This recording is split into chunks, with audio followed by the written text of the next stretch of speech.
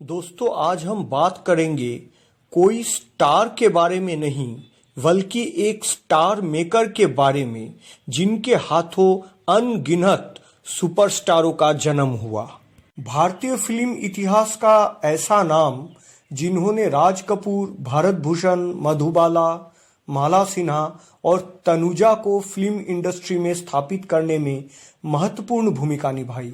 ये थे मशहूर निर्माता, निर्देशक, अभिनेता, गीतकार व पटकथा लेखक केदार शर्मा।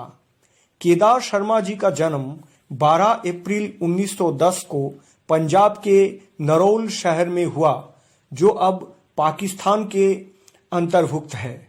उन्होंने अपनी प्रारंभिक शिक्षा अमृतसर से पूरी की।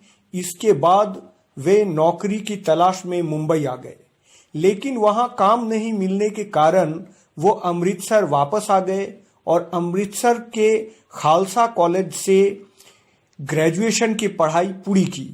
वर्ष 1933 में इन्हें देवकी बोस निर्देशित फिल्म पुराण भगत देखने का अवसर मिला। इस फिल्म से प्रभावित होकर इन्होंने निश्चय किया कि वे फिल्म में ही अपना करियर बनाएंगे। अपने इसी सपने को पूरा करने के लिए केदार कलकत्ता चले गए, क्योंकि उस समय फिल्म निर्माण का सबसे बड़ा केंद्र कलकत्ता ही हुआ करता था। कलकत्ता में बहुत कोशिश के बाद केदार शर्मा की मुलाकात मॉडर्न थिएटर के दिनेश रानी से हुई।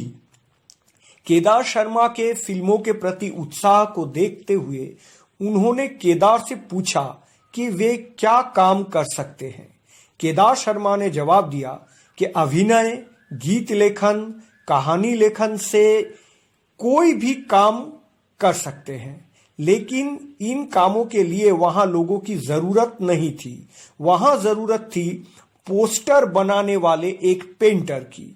चित्रकला में माहिर केदार शर्मा को जैसे ही ये पता चला, उन्होंने पेंटर बनना ही स्वीकार कर लिया। इसके बाद केदार की मुलाकात फिल्मकार देवकी बोस से हुई और उनकी सिफारिश में उन्हें न्यू थिएटर में बतौर छायाकार शामिल कर लिया गया।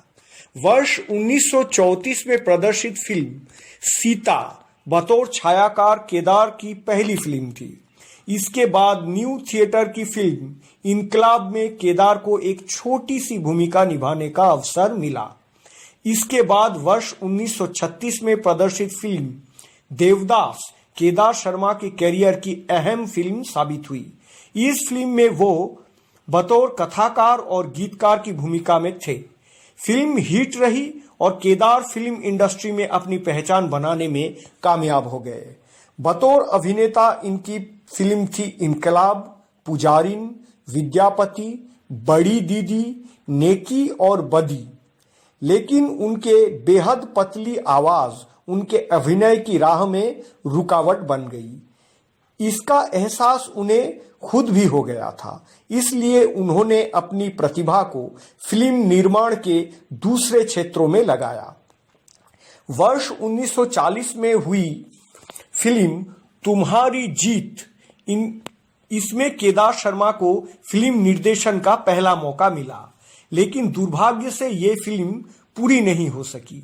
इसके बाद उन्होंने औलाद फिल्म को निर्देशित किया, जिसकी सफलता के बाद वो कुछ हद तक बतौर निर्देशक अपने पहचान बनाने में कामयाब हुए। वर्ष 1942 में उन्हें चित्रलेखा फिल्म को निर्देशित करने का मौका मिला। इस फिल्म की सफलता के बाद केदार शर्मा बतौर निर्देशक फिल्म इंडस्ट्री में स्थापित हो गए। इस फिल्म से जुड़ा एक किस्सा है। इस फिल्म में एक स्नान दृश्य या बाथ सीन था।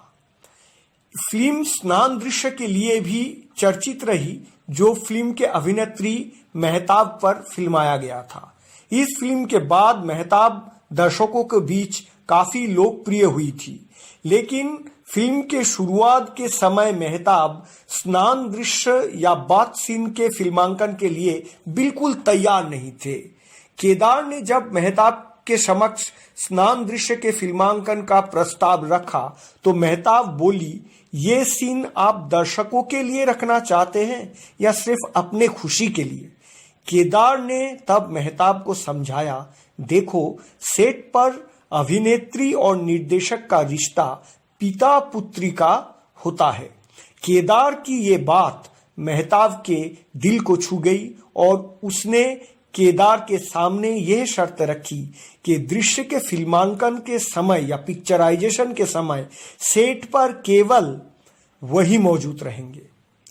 केदार शर्मा ने वर्ष 1943 में फिल्म नीलकमल के जरिए राज कपूर को पर्दे पर पहली बार पेश किए।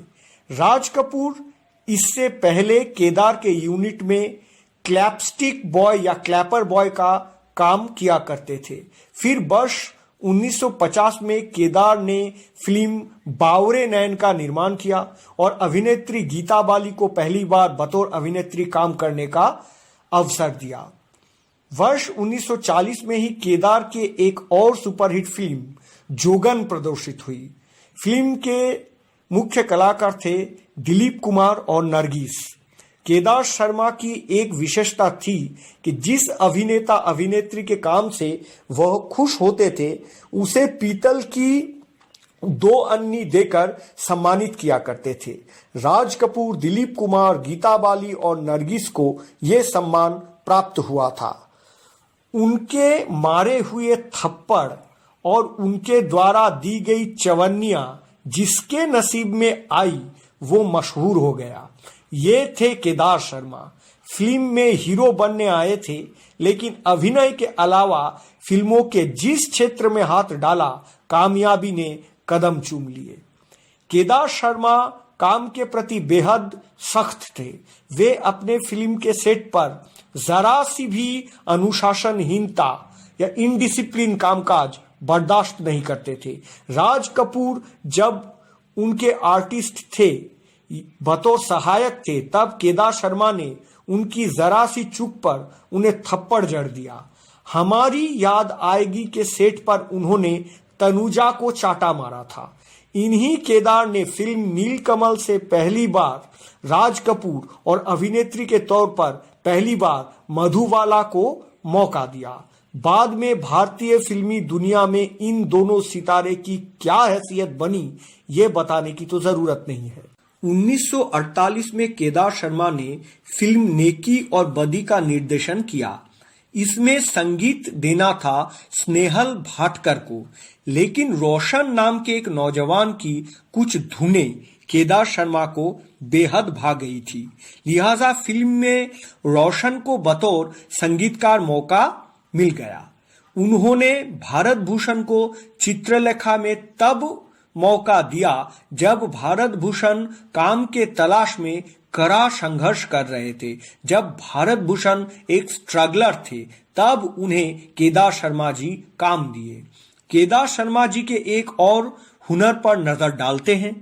फिल्म बावरे नैन जो 1950 में रिलीज हुई थी, उसमें मुकेश का गाया गीत तेरी दुनिया में जी लगता नहीं वापस बुला ले और मुकेश और गीता दत्त का गाया इसी फिल्म का गीत ख्यालों में किसी के इस तरह आया नहीं करते, या फिल्म देवदास का सहगल का गाया ये गीत बालम आए वैसे मेरे मन में, और सहगल का ही फिल्म जिंदगी 1940 में रिलीज हुई, इसका गाया ये गीत मैं क्या जानूं क्या जादू है, क्या जादू है, और मुबारक बेगम का गाया कालजयी गीत कभी तन्हाइयों में यूं हमारी याद आएगी। ये सभी गीत केदार शर्मा की कलम से निकले थे।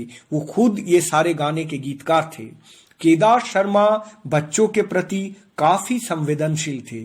उन्होंने बच्चों के लिए भी कई फिल्में बनाई, जिसमें जलदीप, गंगा की लहरें, गुलाब का फूल, 26 जनवरी, एकता, चेतक, मीरा का चित्र, महातीर्थ और खुदा हाफिज शामिल है।